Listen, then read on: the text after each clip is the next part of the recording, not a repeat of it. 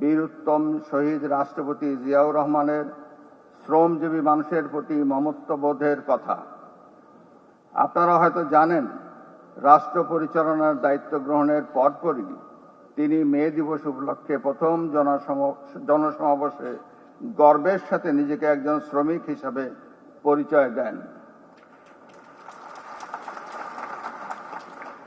তার প্রবর্তিত ত্রিপক্ষীয় শ্রম নীতি ও সংস্কার শ্রম কল্যাণের ভিত্তিকেই শক্তিশালী করেছে।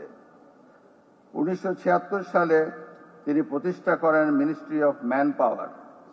এ সময় তিনি মধ্যপ্রাচ্য সহ 33টি দেশের বাংলাদেশি শ্রমিক প্রেরণের ব্যবস্থা করেছিলেন।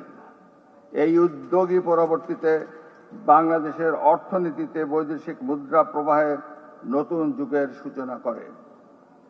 আজ যে রেমিটেন্স বাংলাদেশের অর্থনীতির প্রাণশক্তি, তার ভিত্তি স্থাপন করেছিলেন শহীদ প্রেসিডেন্ট জিয়াউর রহমান।